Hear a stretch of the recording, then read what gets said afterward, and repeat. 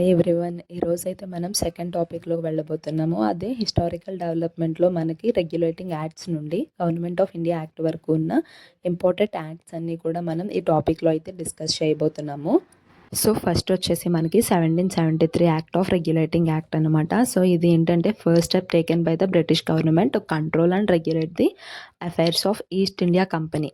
So ఏంటంటే East India Company యొక్క ఆ కార్యకలాపాలని రెగ్యులేట్ చేయడానికి ఫస్ట్ స్టెప్ తీసుకుంది బ్రిటిష్ పార్లమెంట్. అండ్ అలాగే గవర్నర్ ఆఫ్ బెంగాల్గా అప్పటి వరకు ఉన్న పొజిషన్ని గవర్నర్ జనరల్ ఆఫ్ బెంగాల్గా మార్చారనమాట. First governor of general of Bengal ఎవరు అంటే లార్డ్ వారెన్ హ్యాస్టింగ్స్. అండ్ అలాగే ఇక్కడ సుప్రీం కోర్ట్ అనేది కూడా ఎస్టాబ్లిష్ అయింది 1774లో. త్రీ అదర్ జడ్జెస్ ఉంటారు, 1 చీఫ్ జస్టిస్ అనే వాళ్ళు ఉంటారు. సో 1 చీఫ్ జస్టిస్ ఎవరంటే ఎలిజా ఇంపే. సెకండ్ యాక్ట్ వచ్చేసి పిట్స్ ఇండియా యాక్ట్ 1784. ఇందులో మనం ముఖ్యంగా గుర్తుంచుకోవాల్సిన పాయింట్ ఏంటంటే డ్యూయల్ సిస్టమ్ అనేది ఇంట్రడ్యూస్ అయింది, అంటే డబుల్ పవర్ అనమాట. ఇక్కడ ఏమైంది, dual control system. Court of directors అనేవాళ్ళు కమర్షియల్ అఫైర్స్ చూసుకునేవారు, ఇది రిప్రజెంట్స్ కంపెనీకి, ఈస్ట్ ఇండియా కంపెనీకి రిప్రజెంట్ చేస్తుంది. అండ్ బోర్డ్ ఆఫ్ కంట్రోల్ వచ్చేసి పొలిటికల్ అఫైర్స్ని మీన్స్ అడ్మినిస్ట్రేషన్ చూసుకునేవారు. అండ్ సెకండ్ పాయింట్ వచ్చేసి రెడ్యూస్డ్ కౌన్సిల్ ఆఫ్ మెంబర్స్ అనేది 4 ఉంటే కనుక లాస్ట్ దాంట్లో ఇప్పుడు 3కి రెడ్యూస్ అయిపోయింది. కంపెనీ అనేది సబార్డినేట్ అయిపోతూ వస్తుంది, బ్రిటిష్ గవర్నమెంట్ అనేది సుప్రీం అవుతూ వస్తుంది అనమాట. నెక్స్ట్ యాక్ట్ వచ్చేసేది చార్టర్ యాక్ట్ 1793. ఇందులో ఏంటంటే కంపెనీ అనేది తన ఎక్స్టెన్షన్ని కంటిన్యూ చేసింది 20 ఇయర్స్కి. ఎవ్రీ 20 ఇయర్స్కి రెన్యువల్ చేస్తూ ఉంటుంది. కంపెనీ అనేది తన ట్రేడ్ మొనోపోలీని కంటిన్యూ చేస్తుంది అనమాట. నెక్స్ట్ యాక్ట్ వచ్చేసి చార్టర్ యాక్ట్ 1813. ఇక్కడ ఏమైంది అంటే ఎవ్రీ 20 ఇయర్స్కి బ్రిటిష్ అనేది రెన్యూ చేస్తూ వచ్చింది కదా, కానీ 1813లో ఏమైంది, బ్రిటిష్ ట్రేడర్స్కి ఫ్రీ ట్రేడ్ కావాల్సి వచ్చింది. అక్కడ ఈస్ట్ ఇండియా కంపెనీ అనేది క్వశ్చన్డ్ అయిపోయింది.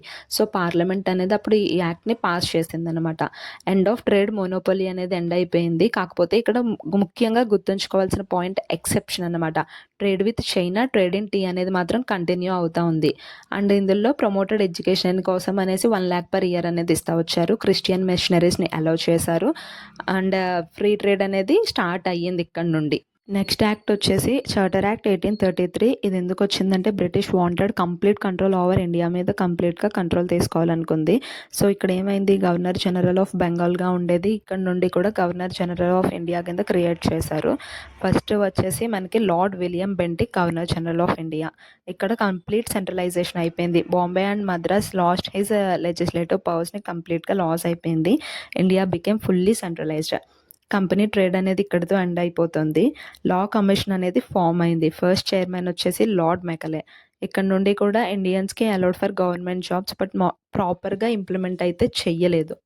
Next act charter act 1853. ఇదేంటంటే British wanted further administrative reforms. And ఇక్కడ మనకి సివిల్ సర్వీసెస్ కోసం ఓపెన్ కాంపిటీషన్ అనేది ఇంట్రడ్యూస్ చేశారు.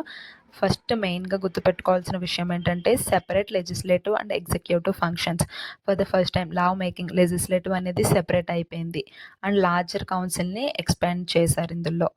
ఇది ఎందుకు ఇంపార్టెంట్ అంటే beginning of modern legislative system and merit based civil సర్వీసెస్కి ఇక్కడ నుండి మనకి బిగిన్ అయ్యిందనమాట. సో ముఖ్యంగా 1853లో గుర్తుపెట్టుకోవాల్సింది లెజిస్లేచర్ సెపరేట్ అయింది, లార్జర్ కౌన్సిల్ వచ్చింది, and competition of civil services అనేది ఇంప్లిమెంట్ చేశారు. నెక్స్ట్ యాక్ట్ వచ్చేసి గవర్నమెంట్ ఆఫ్ ఇండియా యాక్ట్ 1858.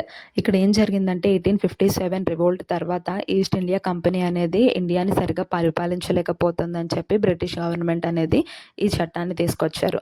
ఇక్కడ ఏమైంది, end of company rule. East India Company యొక్క పాలన మొత్తం పూర్తిగా ముగిసిపోయింది. పరిపాలన మొత్తం కూడా బ్రిటిష్ రాణి చేతుల్లోకి వెళ్ళిపోయింది.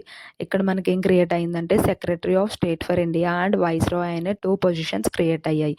మెమరీ ట్రిక్ ఏంటంటే 1858కి గుర్తుపెట్టుకోవాల్సింది కంపెనీ రూల్ అనేది ఎండ్ అయిపోయింది, క్రోన్ రూల్ అనేది స్టార్ట్ అయిందనమాట. నెక్స్ట్ యాక్ట్ వచ్చేసి ఇండియన్ కౌన్సిల్స్ యాక్ట్ 1909. దీన్నే మార్లీ మింటో రిఫార్మ్స్ అని అంటాము. మనకి ఇక్కడ ఏం జరుగుతుందంటే అట్లీస్ట్ మీరు ఇండియన్ రూల్ చేసేటట్టయితే మాకు అట్లీస్ట్ ఛాన్స్ ఇవ్వండి లాస్ తయారు చేయడంలో అని చెప్పి ఇండియన్స్ అన్నారు.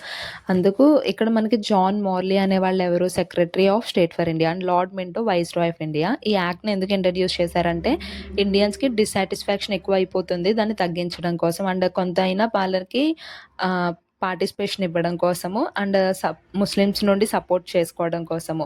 ఇందులో మెయిన్ ఫీచర్స్ ఏంటంటే నెంబర్ ఆఫ్ లెజిస్లేటివ్ మెంబర్స్ని ఇంట్రడ్యూస్ చేశారు. ఎంత నుండి ఇంక్రీజ్ చేశారంటే 16 to 60 మెంబర్స్ వరకు ఇంక్రీజ్ చేశారు. అండ్ ఇండియన్స్ ఎక్కువగా మెంబర్స్ అయ్యారు.